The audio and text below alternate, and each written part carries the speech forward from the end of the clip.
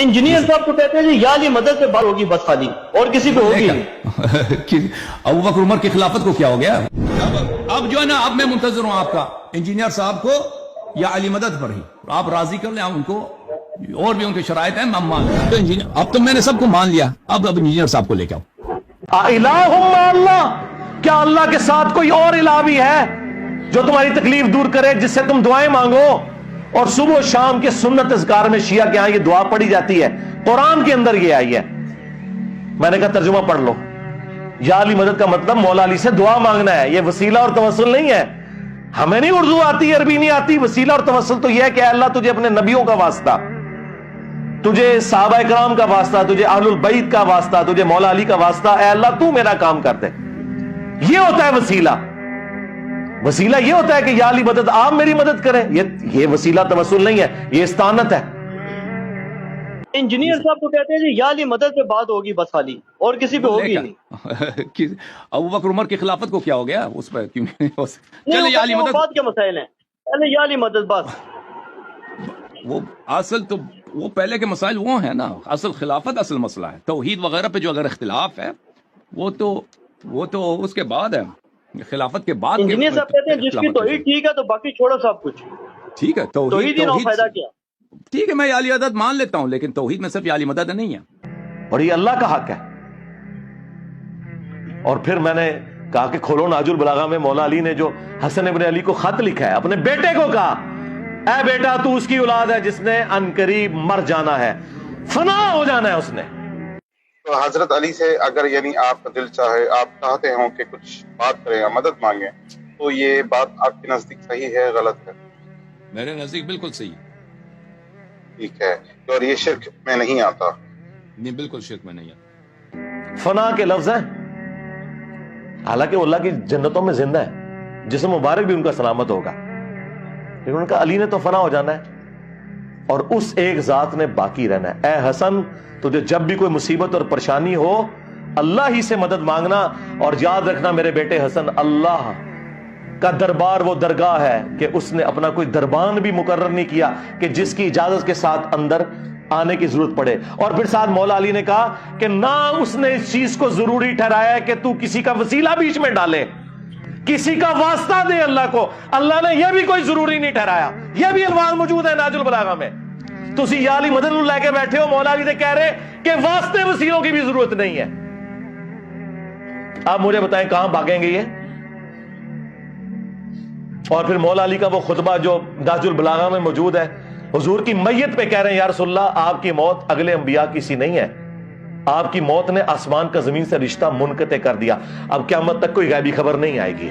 तो सारे कश्फ, इल्हाम, ठीक है जी, अकीदा इमामत इस एतबार से कि उससे डिवाइन माना जाए, सब कुछ फारिग कर दिया मौला अली ने। अगर मौला अली कह रहे हैं कि आसमान से खबर खत्म हो चुकी है, मौला अली को अगर खबर नहीं आ रही तो बाद वाले तो शाही कोई नहीं। फिर आज कोई बाबा आके दावा करता जी मनु फलां आया, हो गया तो हो गया। और दूसरा उन्होंने कहा या रसूलल्लाह अगर आपने हमें मना ना किया होता तो ये जो गम हम पर आया ना, हम अपनी जान यहां दे देते रो रो के, मातम भी फारग हो गया। तो आप अंदाजा करें उनके उसूल और मबादी के ऊपर ये सारे के सारे मामलात मैं लेके चला। मदद लेना देखें अल्लाह ताला कुरान मजीद में फरमाता है वला तक़ूलू लिमन युक़्तलू फ़ी सबीलिल्लाहि अमवात बल अहयाउन इंद रब्बिहिम युरज़क़ून, कि वो लोग जो अल्लाह के रास्ते में कत्ल हो जाते हैं उनको मौत मुर्दा न कहो, बल्कि वो अल्लाह के नज़दीक हैं, अल्लाह के नज़दीक हैं, और उनको अल्लाह की जानिब से रिज़्क़ मिलता है, अल्लाह के नज़दीक जिंदा है।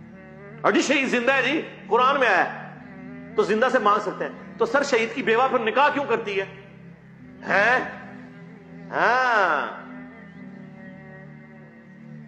तानू तो अद्धी गल दसी सी ना, पूरी गल तो किसी ने दसी नहीं। शहीद जिंदा है, जिंदा से मांग सकते हैं, शहीद जिंदा है, जिंदा से मांग सकते हैं। मौला अली भी शहीद है, मौला हुसैन भी शहीद है, तो मांग ले उससे। तो इन शुहदा की बीवियां निकाह क्यों कर लेती? हजरत अली के भाई जाफर तैयार शहीद हुए गज़वा मूता में, तो उनकी बीवी अस्मा बिनते उमैस ने हजरत अबू बकर से शादी की, जिससे मोहम्मद बिन अबी बकर पैदा हुए। और जब हजरत अबू बकर फौत हुए तो अस्मा बिनते उमैस से हजरत अली ने शादी की। इसीलिए हजरत अली ने मोहम्मद बिन अबी बकर की परवरिश की اور وہ جنگ جمل میں حضرت علی کے ساتھی تھے. تو شہید اگر زندہ ہے تو اس کی بیوہ پر نکاح کیوں کر لیتے؟ نبی کی بیوہ بھی جو نکاح نہیں کرتی نا، اس کی وجہ یہ نہیں کہ نبی علیہ السلام آخرت کی زندگی میں زندہ ہے، نہیں، اس لیے کہ نبی امت کا روحانی باپ ہوتا ہے. النبی اولا بالمؤمنین من انفسہم وازواجہ امہاتہم، نبی مومنین کی جانوں پر ان سے بڑھ کر حق رکھتے ہیں، اور نبی کی بیویاں امت کی مائیں. اور قرآن میں پھر ساتھ یہ بھی آیا سورۃ الاحزاب میں کہ اللہ کے نزدیک یہ بہت بڑا گناہ ہے کہ تم نبی کی وفات کے بعد ان کی بیوی سے نکاح کرو، کیونکہ انہیں سٹیٹس ملا ہے امت کے باپ کی حیثیت سے، لہذا ان کی بیویاں امت کی مائیں ہیں. لیکن ماں کا پردہ رہا ہے، یہ نہیں ہے کہ کبھی امہات المومنین نے صحابہ سے بغیر پردے کے کبھی گفتگو کی ہو، نہیں، وہ غیر محرم والا معاملہ رہا ہے. وہاں بھی ریزن کچھ اور تھی کہ ان کی بیویوں سے نکاح نہیں ہے، یہ ریزن نہیں کہ نبی علیہ السلام قبر مبارک میں آخرت کی زندگی کے ساتھ زندہ ہے، ورنہ تو شہید بھی زندہ ہے. اس طرح کی جب آپ مثالیں دیتے ہیں تو سر پھر ہم آپ کے سامنے اتنی مثالیں رکھیں گے کہ آپ کو پھر سمجھ نہیں آئے گی کہ ہمارے ساتھ ہوا کیا ہے. اما یجیب المضطر اذا دعا، کون ہے جو مضطر، جو بیچارے کی دعوت کو اجابت کرتا ہے اور اسے بدی کو دور کرتا ہے؟ اللہ تعالیٰ ہے، اللہ تعالیٰ ہے. اس کا مطلب یہ نہیں ہے کہ مضطر کسی غیر سے مدد نہیں مانگ سکتا. آپ اگر مضطر ہوں، بیچارے ہوں، دانت میں بڑا درد ہے، ڈاکٹر کے پاس گئے، ڈاکٹر صاحب دانت میں بڑا درد، ڈاکٹر کہتے ہیں کہ شرک ہو گیا بھائی، آپ مضطر ہیں، اللہ سے مدد مانگو، مجھ سے مدد مانگا تو کفر. یہ تو کوئی پاگل ہی کہے گا نا. اگر آپ کہتے ہیں کہ نہیں، جو سامنے ہے اسے مانگ سکتے ہیں، جو غیب میں نہیں مانگ سکتے، اس کی دلیل لے کے آؤ. یہ تفریق جو ہے، اس کوئی حدیث لے کے آؤ، کوئی آیت لے کے آؤ کہ یہ کہاں کس نے کہا ہے. حقیقت یہ ہے کہ ہم اللہ سے مدد مانگتے ہیں. غیر اللہ سے بھی مدد مانگنا در حقیقت اللہ سے مدد مانگنا ہوتا ہے، کیونکہ وہ جو بھی مدد کرتا ہے وہ اللہ کے حول و قوت سے ہی مدد کرتا ہے. ڈاکٹر مثلا آپ کو کوئی گولی دیتا ہے، دانت کا درد ختم ہو جاتا ہے، تو اللہ نے اس کو علم دیا ہے، اللہ نے اس دوا میں تاثیر رکھا ہے. دیکھیں، اس سوال کے دو جوابات ہیں. ایک تو میں اپنے حوالے سے دوں گا کہ میں جو کچھ بیان کرتا ہوں وہ تو بخاری مسلم میں لکھا ہے. اگر اسے کوئی توہین رسالت یا توہین بنو امیہ، اور بنو امیہ سے مراد ادر دین عثمان ابن عفان اور عمر بن عبدالعزیز شمار کرتا ہے تو وہ کرتا رہے، وہ تو توہین کے اوپر ہمیں فخر ہے. اگر بخاری اور مسلم میں کوئی چیز آئی ہے وہ تو نبی الاسلام کے فرامین ہے. اور اگر اس توہین سے مراد کوئی وہ لے رہا ہے جو کہ شیعہ علماء لیتے ہیں، کہ وہ کہتے ہیں کہ انبیاء کرام کے حوالے سے ایسے واقعات موجود ہیں جن کے اوپر گرفت ہے، تو ہم کہتے ہیں وہ واقعات سامنے لے کے آئیں. ہم اسی اصول اور مبادی کے اوپر آپ کی کتابوں سے واقعات نہیں نکالیں گے، ورنہ اگر ہم وہاں سے نکالیں تو وہ اس سے کئی گنا زیادہ نکال سکتے ہیں، اور آپ کے پاس بھاگنے کا راستہ صرف یہ ہوگا کہ آپ یہ کہیں گے کہ ہمارے اصول محدثین پہ یہ صحیح نہیں ہے، اگرچہ آپ صحیح بھی مانتے ہو. تو ہم to cut the story short کرتے ہوئے ہم قرآن سے اسی قسم کے واقعات نکالیں گے، اور پھر ہم آپ سے سوال کریں گے کہ قرآن کے اندر جو یہ واقعہ آیا ہے اگر یہ اخلاق سوز نہیں ہے تو صرف اس وجہ سے کہ اہل سنت کی حدیث کی کتاب میں کوئی واقعہ آ گیا آپ اسے اخلاق سوز کہیں گے. مثال کے طور پہ میں آپ کو دعوے سے کہتا ہوں، اگر حضرت موسیٰ اور خضر والا واقعہ، یہ لفظ خضر، یہ اگر بخاری میں ہوتا اور قرآن میں نہ ہوتا، ان سب نے کہنا تھا دیکھو یہ کیسے ہو سکتا ہے کہ ایک پیغمبر کا استاد جو کہ خود بھی پیغمبر ہے، خضر، وہ دوسرے پیغمبر موسیٰ علیہ السلام کو دینی تعلیم دے رہا ہے اور اس میں ایک بچے کی گردن مروڑ رہا ہے جس نے ابھی بڑا ہی ہونا تھا اور پھر اس نے کرنا تھا، اور یہ اللہ تعالیٰ کی صفت عدل چیلنج ہو رہی ہے. شیعہ کے ہاں یہ بڑا ایک مسئلہ اٹھایا جاتا ہے نا صفت عدل کا. یہ صفت عدل چیلنج نہیں ہو رہی اس کے اندر کہ ایک بچہ جو ابھی بڑا ہی نہیں ہوا اسے پہلے ہی گردن مروڑ دی ہے. دیکھیں اس کے اوپر ایگزیکیوشن تو تب ہونی تھی جب بڑا ہوتا اور ایکٹیویٹی پرفارم کرتا. تو ان سارے واقعات، اس قسم کے جو واقعات ہیں، اس کی تعبیر پتہ کیا کریں گے کہ نہیں، اگر وہ بڑا ہوتا تو یہ کرتا، چونکہ اللہ تعالیٰ نے یہ نہیں ہونے دینا تھا تو اللہ تعالیٰ نے اس کے نیک والدین کے پروٹوکول کی وجہ سے اسے نئی اولاد دینی تھی، تو اس کے بچے کو بچپن میں مار دیا. اور وہ جو خضر نے وہ جو ڈیوٹی پوری کی وہ اسرائیل کی پوری کی، وہ اللہ کی ڈیسٹنی میں پہلے ہی اس کی عمر اتنی لکھی ہوئی تھی. یہ ساری کی ساری کرالز بنائیں گے، آپ 50 کرالز بھی بنا لیں. اچھا، اس کو آپ دنیا کی کسی بھی عدالت میں لے جائیں اس واقعے کو، وہ پہلا سوال ہی عدل کے پوائنٹ آف ویو سے کریں گے کہ ایک بچہ ابھی بڑا ہوا ہی نہیں، اس نے کوئی ایکٹیویٹی کی نہیں ہے، اور اس کی بنیاد کے اوپر جو اس نے ابھی گناہ کرنا تھا ابھی کیا نہیں ہے، گردن مروڑ دی ہے. اس کا جواب صرف ہم آپ کو دیں گے کہ یہ مسئلہ تقدیر سمجھایا گیا کہ اگر کسی شخص سے بچپن میں اولاد چھین لی گئی ہے تو اسے صبر کرنا چاہیے کہ عین ممکن ہے کہ وہ اولاد بڑی ہو کر اس کے لیے وبال جان بنتی، اسے بھی جہنم تک پہنچا دیتی، اس لیے اللہ نے لے لی ہے، اور اس کے بدلے اللہ تعالیٰ نے ایک اور اولاد دے دی. یہ پورا جو واقعہ ہے نا یہ آپ کو تقدیر کا مسئلہ سمجھاتا ہے، لیکن ظاہر یہ مانیات سے تعلق رکھتا ہے. جو صفت عدل والا ایشو جو شیعہ نے اٹھایا ہوا ہے کہ اللہ پہ عدل کرنا واجب ہے، اس میں تو پھر یہ فٹ ان اس اصول اور مبادی کے اوپر نہیں بیٹھے گا، لیکن یہ بھی مانیں گے چونکہ قرآن کے اندر آیا اور اس کی تعویل کریں گے۔ تو اس طرح بخاری اور مسلم میں بھی جو واقعات آتے ہیں ان کی تعویل کی جائے گی۔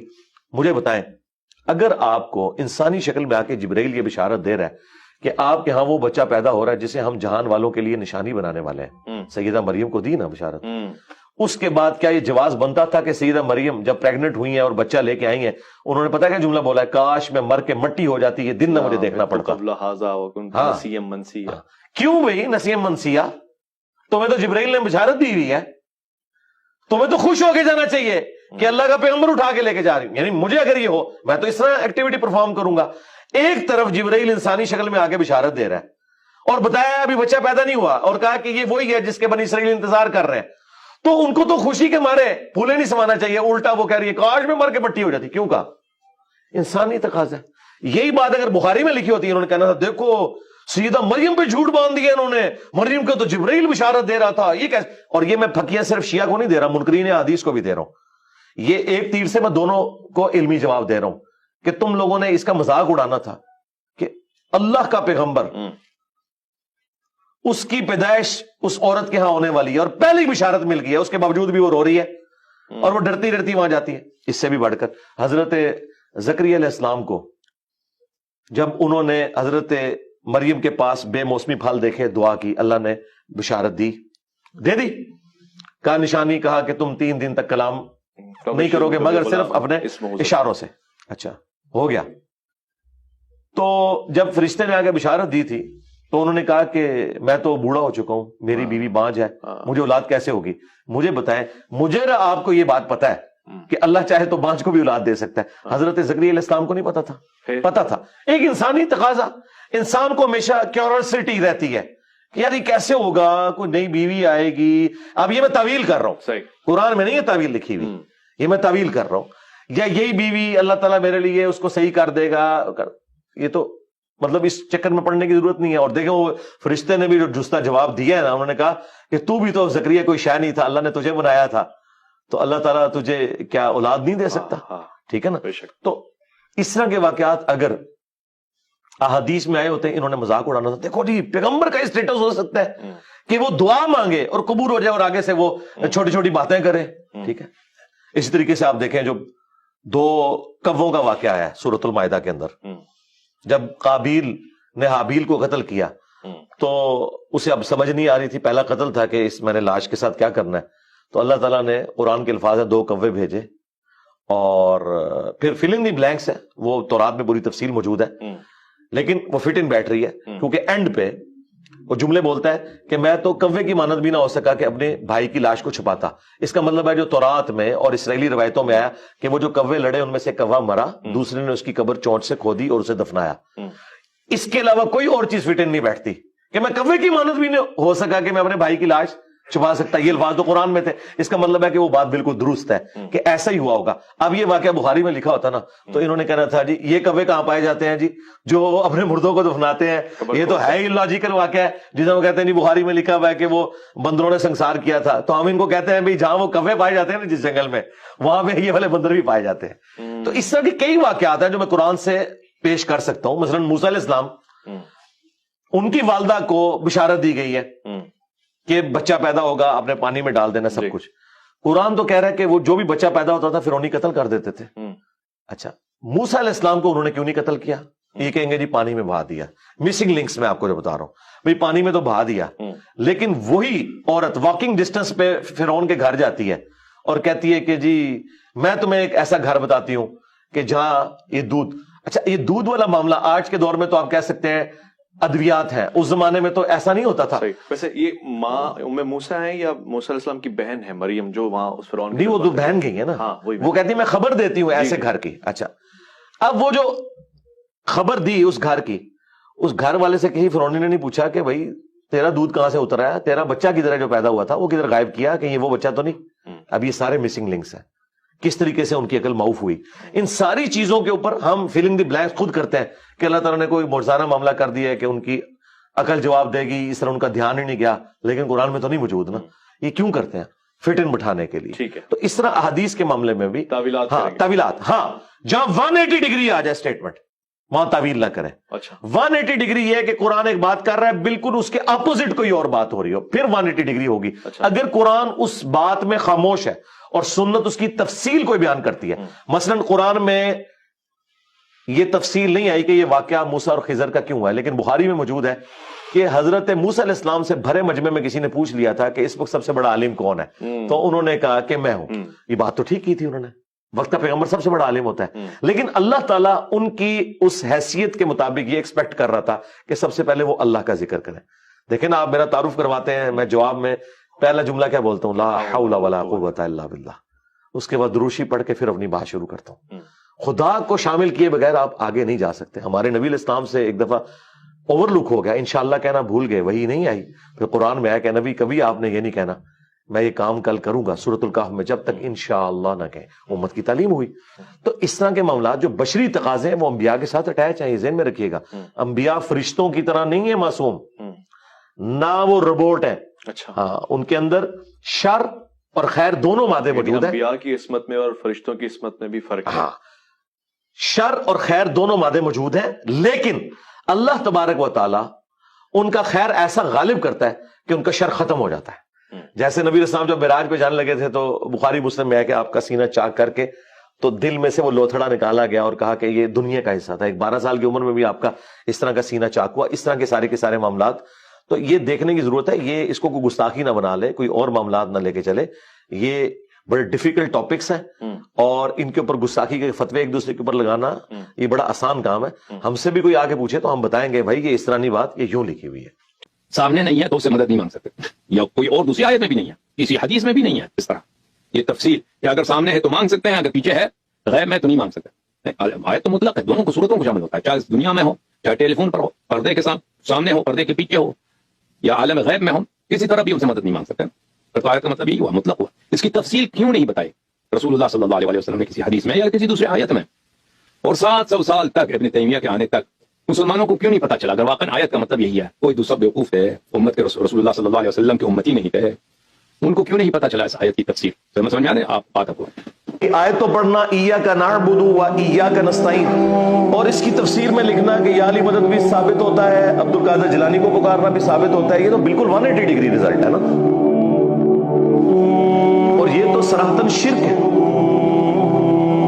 وہ بالکل واضح قرآن میں آیت ہے. کہتے ہیں جی آپ نے یہ تو بتا دیا کہ صرف اللہ ہی سے دعا مانگیں گے, اللہ کے سوا کسی اور سے دعا نہیں مانگیں گے, یہ کہاں لکھا ہے؟ جی لکھا ہوا ہے, پہلے زمانوں میں نہیں لکھا ہوا تھا. پہلے آپ کے اوپر کوئی اللہ نے ایسی چیز مسلط نہیں کی تھی جو آپ کے ان شیطانی وسوسوں کا علاج کرتی, اب اللہ نے مسلط کر دی ہے. لکھا پرانا ہی ہوا تھا, نکالا میں نے. سورۃ النمل کی آیت نمبر 62, امن یجیب المضطر اذا دعا, بھلا بتاؤ تو کون ہے جو اضطراب اور پریشانی میں گھرے ہوئے شخص کی دعا کو سنتا ہے, وَيَكْشِفُ السُّوءَ, اور تم سے اس برائی کو دور کر دیتا ہے, اس مصیبت زدہ شخص کی تکلیف کو دور کرتا ہے, وَيَجْعَلُكُمْ خُلَفَاءَ الْأَرْضِ, اور تمہیں زمین پر اگلوں کا خلیفہ کرتا ہے, یعنی تمہارے ماں باپ کے مرنے کے بعد تم, تمہارے مرنے کے بعد تمہاری اولاد. الہم مع اللہ, کیا اللہ کے ساتھ کوئی اور معبود بھی ہے جس کی یہ کوالٹیز ہوں؟ قلیلا ما تذکرون, بہت کم ہی تم نصیحت حاصل کرتے. یہ آیت اس بات کا ثبوت ہے کہ اللہ کے سوا کسی اور ہستی کے بارے میں یہ عقیدہ رکھنا کہ وہ دعاؤں کو سنتا ہے اور مشکل کو دور کر دیتا ہے, گویا کہ اسے خدا بنانے کے, الہ بنانے کے, معبود بنانے کے مترادف ہے. اس کے بعد کسی آیت کی ضرورت نہیں. اہل تشیع کے ہاں صبح و شام کے اذکار میں یہ آیت موجود ہے, لیکن وہ عربی میں پڑھتے رہے. جب ہم نے اسے ہائی لائٹ کیا, سینکڑوں نہیں ہزاروں شیعہ نے شرک چھوڑ دیا, اور انہوں نے کہا ہمیں تو پتہ ہی نہیں تھا. اب تو میں نے اس میں اگلا ورژن ایڈ کیا ہے کہ جو مولا حسن علیہ السلام کو وصیت نامہ لکھا ہے مولا علی علیہ السلام نے, نہج البلاغہ میں موجود ہے, 3-4 صفحات پہ پھیلا ہوا ہے, توحید کا شاہکار ہے وہ خطبہ. اس کے بعد تو کوئی گنجائش نہیں رہتی کہ کوئی شخص مولا علی کا نام لے اور ان کے نام کے اوپر شرک کھڑا کرے. انہوں نے اپنے بیٹے حسن ابن علی کو کہا کہ بیٹا تم اس کی اولاد ہو جس نے ان قریب مر جانا ہے. اکیلا زندہ رہنے والا صرف اللہ ہے. تجھے جب بھی کوئی مصیبت ہو، جب بھی پریشانی ہو، صرف اسی اللہ کو حسن پکارنا. اور میرے بیٹے حسن یاد رکھنا، اللہ کا دربار وہ درگاہ ہے جس نے اپنا کوئی دربان بھی مقرر نہیں کیا. تم ڈائریکٹ اللہ سے مانگو.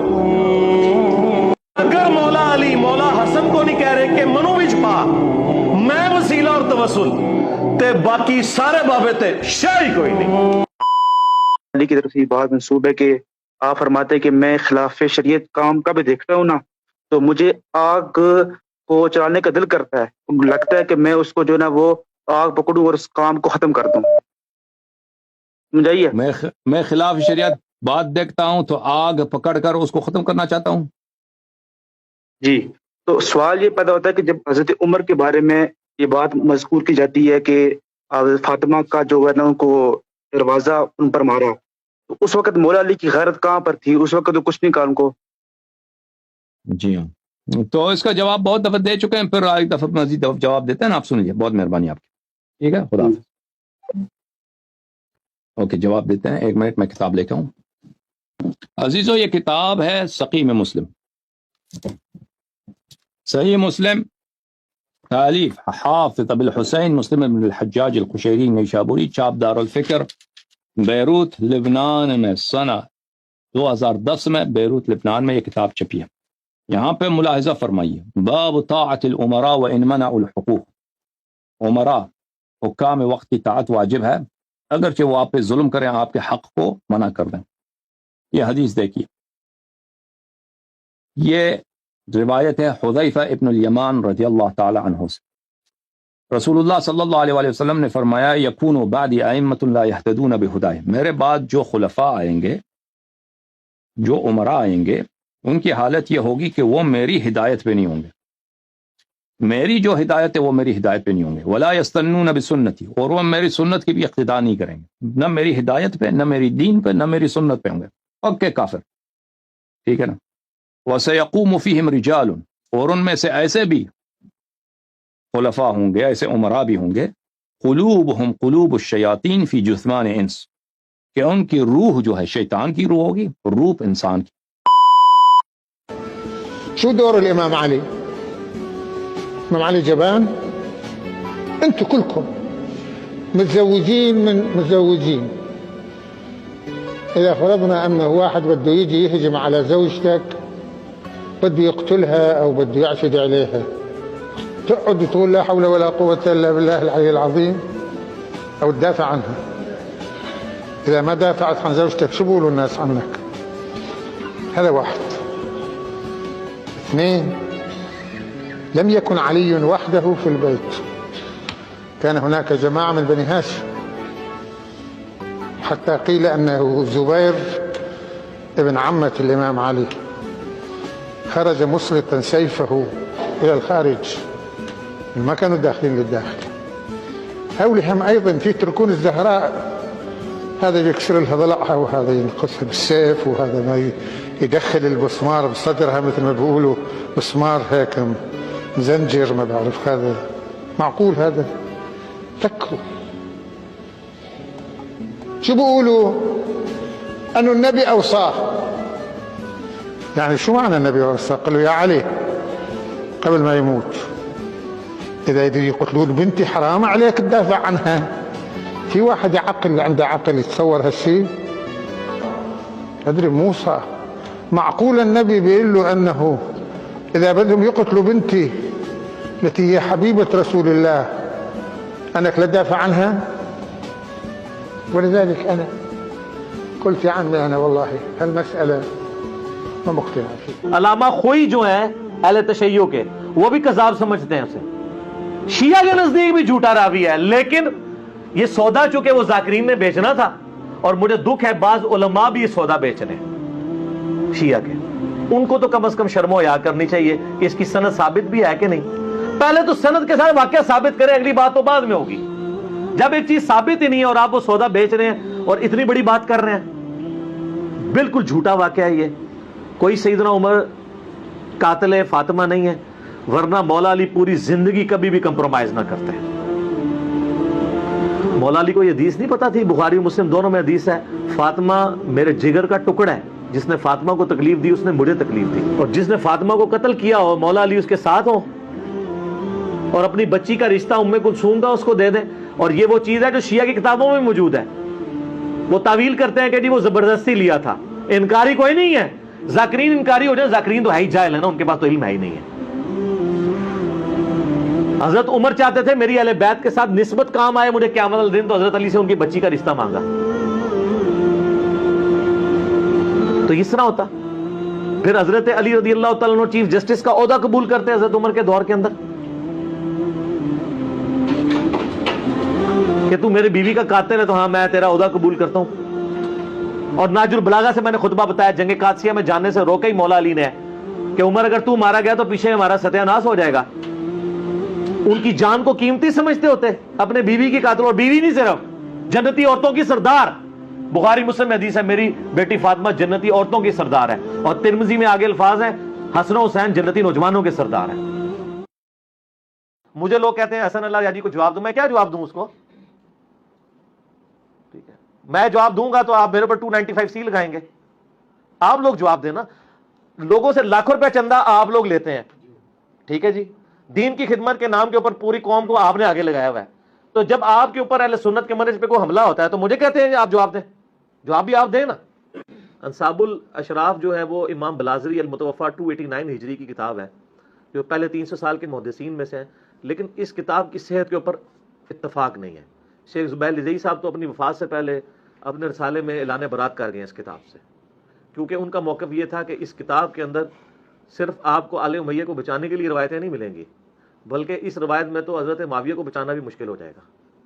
میں اصول برکت کے لیے آپ کو صرف ایک روایت بتا دیتا ہوں جو بلازری نے اپنی کتاب کے اندر لکھی ہوئی ہے، اور ایون مسند البزار میں بھی موجود ہے، ٹھیک ہے، کہ نبی الاسلام نے فرمایا، ایک صحابی کہتے ہیں کہ نبی الاسلام کے سامنے سے ایک اونٹ گزر رہا تھا، تو نبی الاسلام نے فرمایا اس اونٹ پر بیٹھے ہوئے پہ بھی لعنت، اس کے ہانکنے والے پہ بھی لعنت، اور اس کی مہار پکڑنے والے پہ بھی لعنت، ٹھیک ہے۔ اب مسند البزار میں ان تینوں کے نام نہیں، بس اتنی روایت لکھی ہے، اور یہ روایت مجموع الزوائد میں امام حیثمی ابن حجر اسقلانی کے استاد نے بھی لکھی ہے۔